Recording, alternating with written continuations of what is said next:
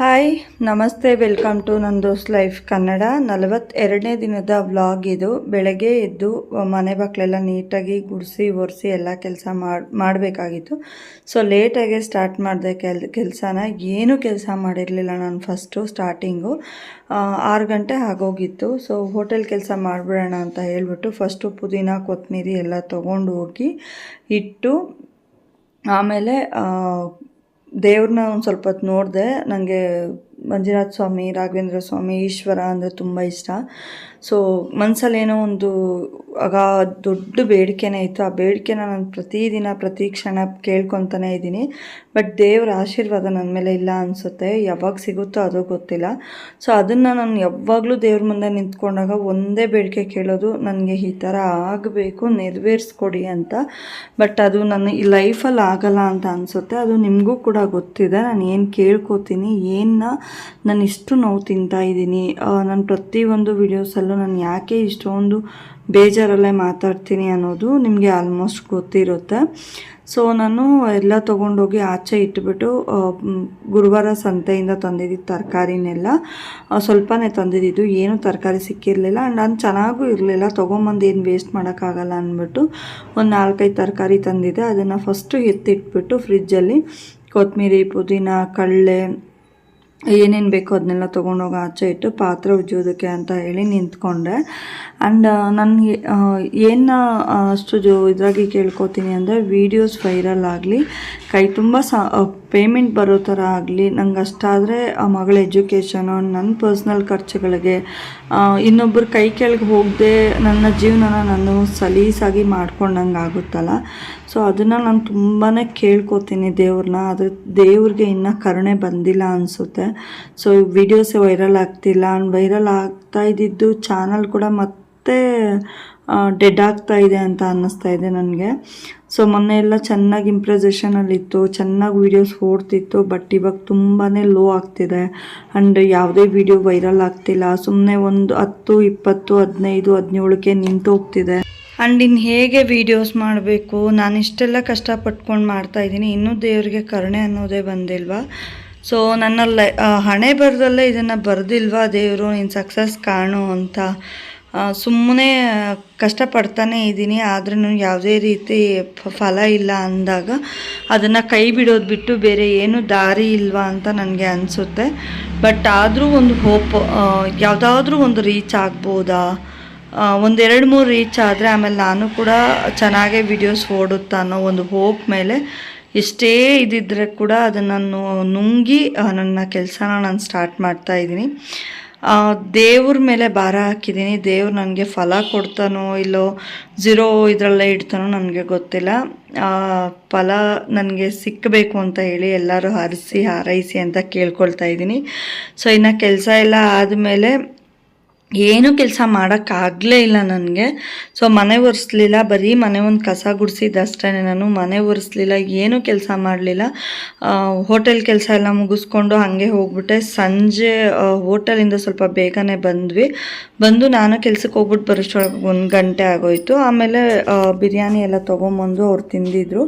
ನಾನು ಮನೆ ಒರೆಸಿ, ಕಸ ಗುಡಿಸಿ, ಮನೆ ಒರೆಸಿ, ಪಾತ್ರೆ ಉಜ್ಜಿ, ರೂಮ್ ಒರೆಸಿ ಎಲ್ಲ ಮಾಡಿದ್ದು ಆದಮೇಲೆ ಸ್ನಾನ ಮಾಡಿ ದೇವ್ರಿಗೆ ಸಂಜೆ ದೀಪ ಹಚ್ಚೋಕ್ಕೂ ಮುಂಚೆ ಅಡುಗೆ ಎಲ್ಲ ಮಾಡಿಕೊಂಡೆ. ಇವತ್ತಿನ ರೊಟೀನ್ ಇಷ್ಟೇ.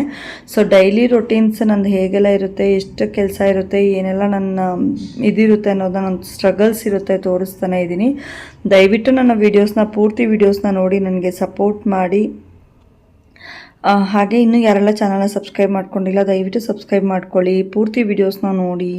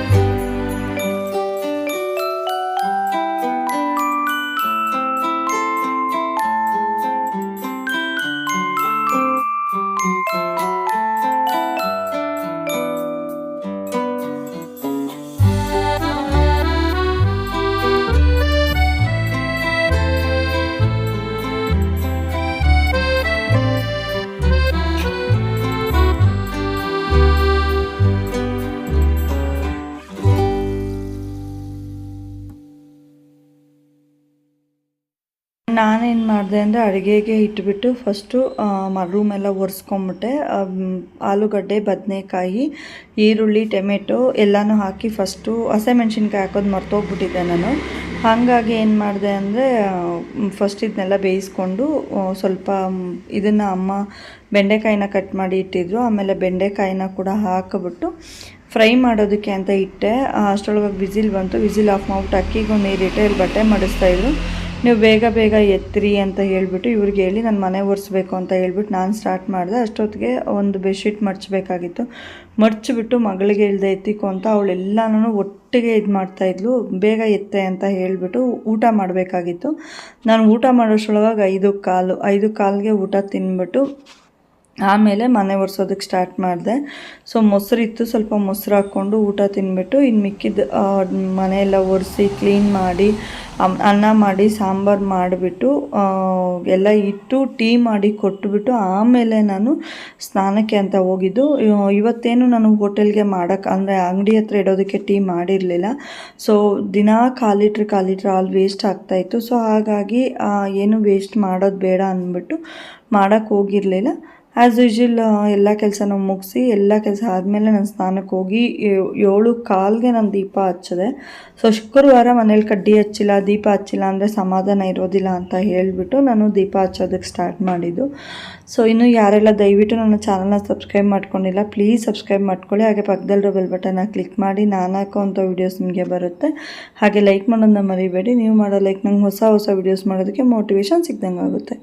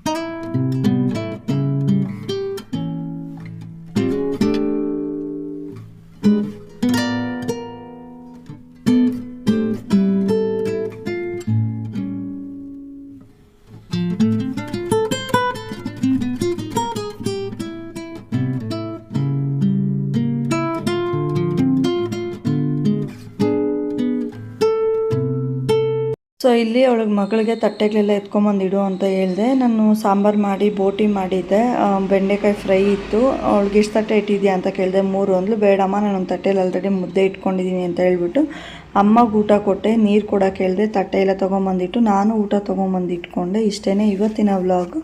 ಹೀಗೆ ನನ್ನ ವೀಡಿಯೋಸ್ನ ಪೂರ್ತಿ ನೋಡಿ ನನಗೆ ಸಪೋರ್ಟ್ ಮಾಡ್ತಾಯಿರಿ. Thank you so much. Love you.